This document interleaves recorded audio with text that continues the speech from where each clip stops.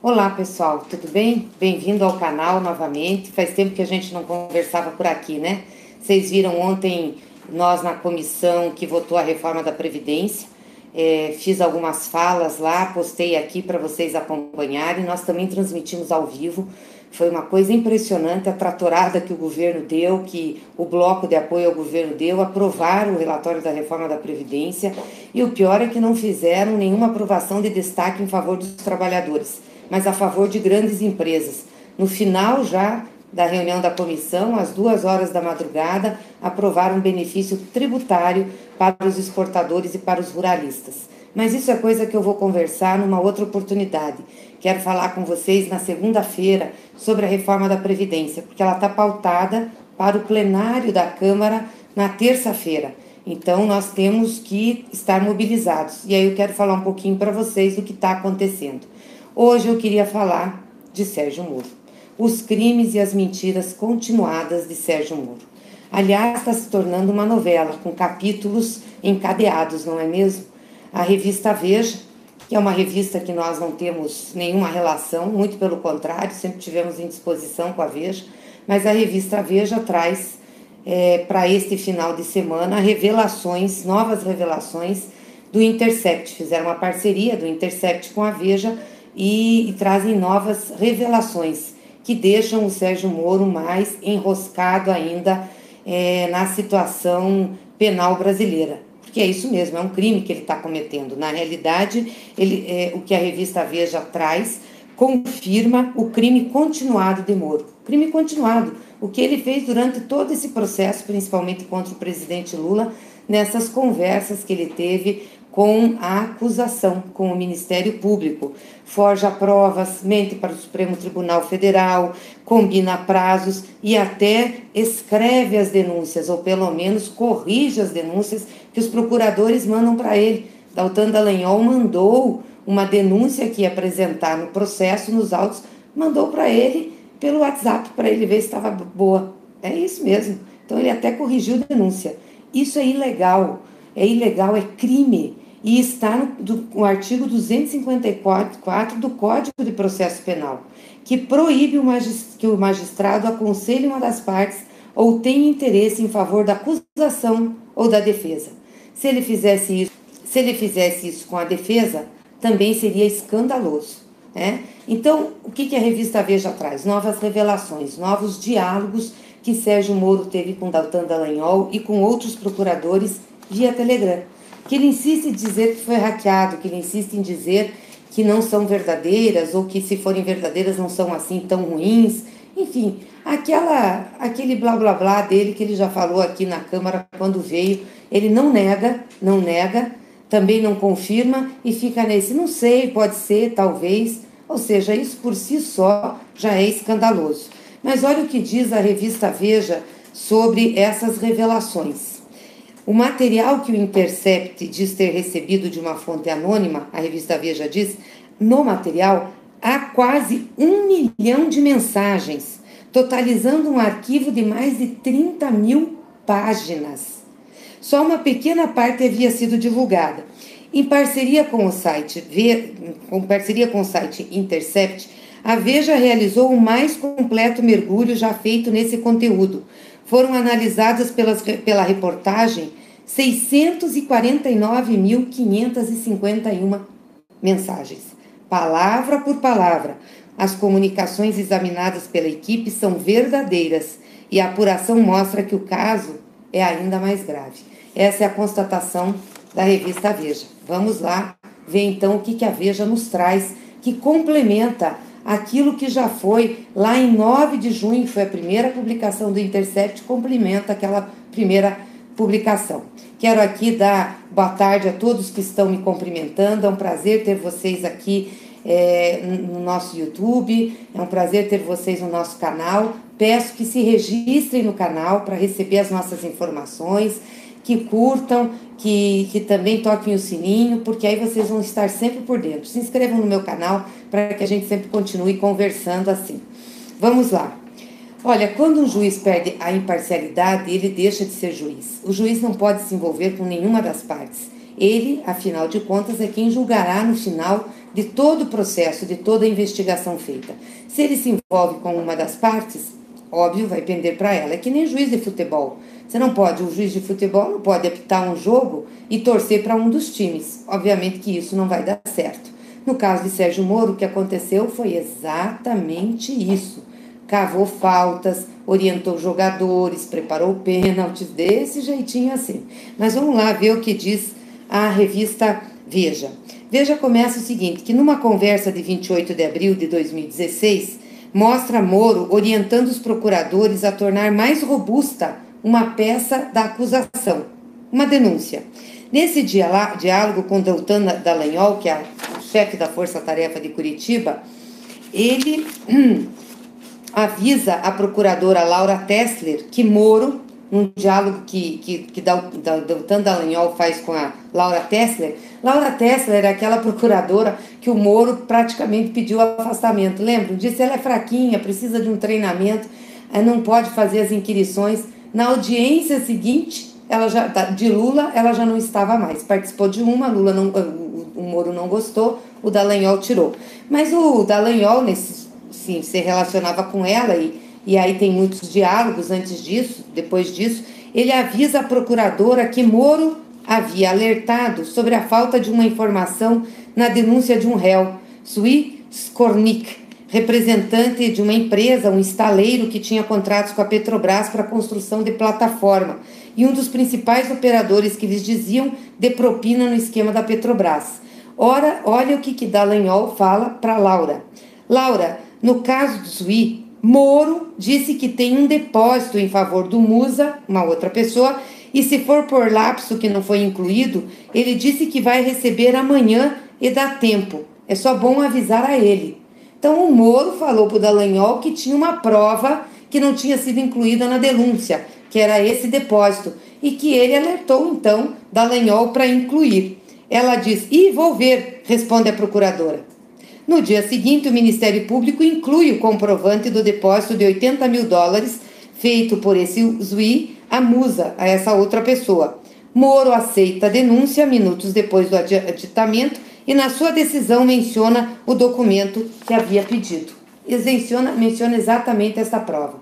Não estou entrando no mérito aqui se os réus e os seus investigados são culpados ou não. Só estou dizendo que o juiz que tem que julgar orientou o procurador, a parte que acusa, a incluir uma prova, porque senão a denúncia não ficava robusta, não ficava completa. E ele usa dessa prova para aceitar a denúncia e, portanto, seguir em frente com o processo.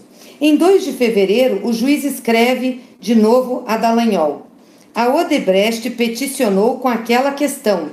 Vou abrir prazo de 3 dias para vocês se manifestarem. Isso já é um outro caso. Dallagnol agradece o aviso. Moro se refere a um questionamento da Odebrecht à justiça suíça, que não estava querendo, que não queria que a justiça suíça liberasse os papéis e enviasse os dados à força-tarefa. Aí, preocupado com a história, Moro pede notícias de novo a Dallagnol se ele tinha feito o que ele tinha pedido. Quando será a manifestação do MPF? Dallagnol responde, estou redigindo, mas quero fazer bem feita, para já subsidiar o habeas corpus que virão. Imagino que amanhã no final da tarde. E segue. Protocolamos amanhã, salvo se for importante que seja hoje. Posso mandar, se preferir a versão atual, por aqui, pelo Telegram, né, para facilitar o preparo da sua decisão. Aí Moro tranquiliza o Dallagnol. Não, pode ser amanhã. No dia seguinte, no prazo final, Dallagnol manda pelo Telegram, depois ele manda no processo, mas primeiro ele manda pelo Telegram ao juiz a peça quase pronta. A situação é completamente irregular, porque ao invés de eles se comunicarem pelos autos do processo, ou seja, manda a denúncia pelos autos do processo, ele passa antes pelo Telegram a denúncia para o Moro avaliar uma denúncia inacabada, para que ele pudesse preparar a sentença. Gente, isso é escandaloso. Imagina se fosse a defesa. Se o advogado do Lula passasse para o Moro uma petição para um habeas corpus do Lula para saber se estava bom, para o Moro dar opinião e depois pôr um processo para ele decidir. O que queriam falar? O que queriam dizer? Que era correto? Que tudo bem? É óbvio que não é tudo bem. É óbvio que não é correto. e Moro estava fazendo isso com uma das partes. Mas não para por aí, os casos continuam. Aliás, são muitos. Outro episódio. No dia 17 de dezembro de 2015, quando Moro informa que precisa de manifestação do Ministério Público no pedido de revogação da prisão preventiva de José Carlos Bunlai, pecuarista e amigo de Lula, escreve para Dallagnol: até amanhã, meio-dia. Até amanhã, meio-dia, pede prazo. Dallagnol garante que a ação será feita e acrescenta: seguem algumas decisões boas de outros juízes para mencionar quando precisar prender alguém. Eles queriam prender o Zé Carlos Bunlai para fazer uma delação contra o Lula, e aí ele tinha pressa que viesse o pedido do Ministério Público, a denúncia, pediu para o Dallagnol mandou, e ainda o Dallagnol aproveita para mandar decisões de outros juízes para prisões assim, para dizer o seguinte: use essas decisões quando precisar prender alguém. Bom, constrangedor, não é? Constrangedor isso. Mas há também momentos de tensão no diálogo que eles fazem, gente. Em um desses momentos de tensão entre o Moro e o Dallagnol, ocorrido num chat de 17 de novembro, aí é uma conversa, não é escrita. Moro dá um puxão de orelha em Dallagnol. O juiz reclama de que está difícil entender porque o Ministério Público recorreu da sentença dele aplicada a alguns delatores. E cita os delatores Augusto Ribeiro, Pedro José Barusco, Mário Frederico Mendonça, e diz: o MP está recorrendo da fundamentação sem qualquer efeito prático. Na minha opinião, estão provocando confusão, diz para o Dallagnol. Para o Moro, o efeito prático do recurso apresentado do MPF seria impedir prisões, seria impedir execução de pena. Mais uma vez, tudo fora dos autos. E aí o Dallagnol, resignado, passa uma mensagem para o Moro e pede um encontro com ele para amanhã, para amanhã do dia seguinte. 25 minutos seriam suficientes. Então eles ainda vão despachar pessoalmente. Vamos lembrar sempre, é o juiz que decide no final. Bom, nesse capítulo, Moro cruzou a linha da lei. Mas tem um outro que ele cruzou, que esse também é muito grave, gente, e se refere ao Eduardo Cunha. Olha só, eu sempre achei que Moro beneficiou Eduardo Cunha e protegeu Eduardo Cunha. Vocês lembram que todas as prisões que eles fizeram na Lava Jato, principalmente as do PT, a condução coercitiva do Lula, eles avisavam a imprensa, iam com helicópteros, com carros, faziam um maior show porque eles queriam mobilizar a opinião pública. Vocês lembram como que foi a prisão do Eduardo Cunha? Silenciosa. Ninguém ficou sabendo, não teve uma fotografia, não teve uma cena. Eduardo Cunha já apareceu perto lá da prisão, sendo conduzido, mas não teve nada no momento da sua prisão. Uma loucura isso, uma loucura. Bom, no caso do Eduardo Cunha, na noite de 12 de junho de 2017, Ronaldo Queiroz, que é um procurador da Força Tarefa da Lava Jato, cria um grupo no Telegram com o Dallagnol para avisar que foi procurado pelo advogado de Eduardo Cunha para iniciar uma negociação de delação premiada. O Eduardo Cunha queria fazer uma delação premiada. Bom, aí o que aconteceu? Falou com o Moro, disse que tinha políticos de todos os lugares, posta uma mensagem dizendo que era importante e afirma esperar que Cunha, esse procurador, afirma esperar que o Eduardo Cunha entregue no Rio de Janeiro pelo menos 1/3 do Ministério Público Estadual, que estaria envolvido em ilícitos, 95% dos juízes do Tribunal de Justiça e 99% do Tribunal de Contas e 100% da Assembleia Legislativa, ou seja, o Rio de Janeiro estava totalmente contaminado. No dia 5 de julho, portanto, depois dessa data de junho, durante o período da tarde, os procuradores concordam em marcar uma reunião com o advogado do Eduardo Cunha, para terça-feira, 11 de julho. Naquele mesmo dia, às 23h11 do dia 5, em uma conversa privada, Moro questiona Dallagnol sobre os rumores de uma delação de Eduardo Cunha e escreve o seguinte para o Dallagnol: espero que não procedam. Moro dizendo que esperava que não procedessem as delações de Eduardo Cunha. Ele que sempre quis delatores de todos para incriminar. O do Lula, vocês lembram o que ele fez com o Léo Pinheiro? fez vários interrogatórios até chegar na delação que ele queria. E do Eduardo Cunha, na primeira conversa, ele já esperava que não procedesse. Dallagnol afirmou que não passava de rumores e disse que a conversa com os advogados, com o advogado, iria acontecer na próxima terça. Diz ele, acontecerá na próxima terça, estaremos presentes e acompanharemos tudo. Sempre que quiser, vou te colocar a par. Moro, então, responde a Dallagnol. Agradeço se me manter informado. Sou contra, como sabe.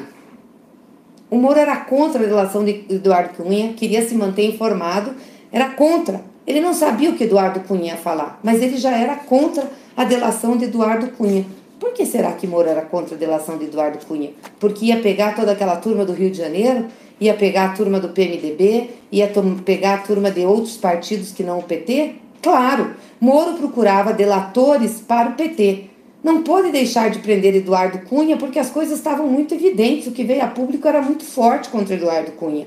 Então Moro teve que prender Eduardo Cunha, porque estava envolvido com a Petrobras. Ele era o operador, principalmente, dos desvios de recursos da Petrobras.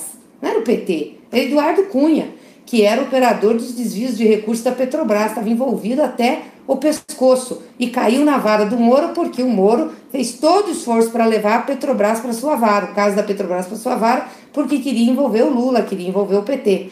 Mas não queria que Eduardo Cunha delatasse. Porque se Eduardo Cunha delatasse, obviamente Eduardo Cunha ia falar sobre outros casos que não só o do PT. No dia 28 de julho, já com os anexos de Cunha em mãos, ou seja, com o que o advogado de Cunha falou, Ronaldo Queiroz diz que a ideia é analisá-los em conjunto com os colegas para tomar uma decisão sobre aceitar ou não a rejeição. No dia seguinte, uma mensagem do procurador Orlando, de São Paulo, provavelmente Orlando Martello, a revista identificou, traz o posicionamento de Curitiba. O que o Moro diz? Né? O que o Orlando Martello diz nisso? Achamos que o acordo deve ser negado de imediato. Tinha a mesma opinião do Moro. Moro aparece nos chats do Telegram interferindo na agenda dos procuradores da Força Tarefa. Além de tudo isso, para um pouco o caso do Eduardo Cunha, vamos voltar nele, porque tem mais coisas, mas aparecem outras interferências, só para vocês saberem qual era a intimidade de Moro com esse pessoal da Força Tarefa. Então vamos lá.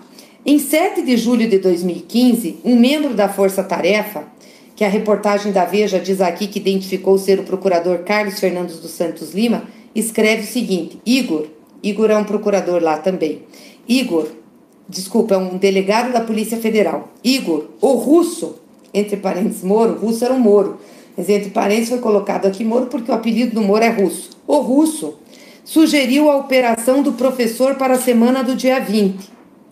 O Igor responde: opa, beleza, vou começar a me organizar. Não era Moro que tinha que sugerir a operação. Quem comandava a operação era o Ministério Público, era a acusação. Moro ia julgar se tudo estava ilegal, se tudo estava certo, se realmente as provas eram robustas, se tinha que condenar alguém. Não, Moro sugeriu a operação. Esse professor era o almirante Otton Luiz Pinheiro da Silva, que foi preso depois da Eletronuclear. Vocês lembram disso? Que o comandante, o almirante Otton, foi preso também num processo viciado, num processo cheio de erro, num processo com ilegalidades, que com certeza, se tiver conversa sobre isso, vai mostrar também. O Otto foi preso, o almirante foi preso no dia 28. Em 13 de outubro de 2015, aparece um diálogo ocorrido. O procurador Paulo Galvão, o PG, alerta outro procurador, Roberto Pozobon, seu colega da Força Tarefa Lava Jato, sobre uma orientação do Moro, do juiz.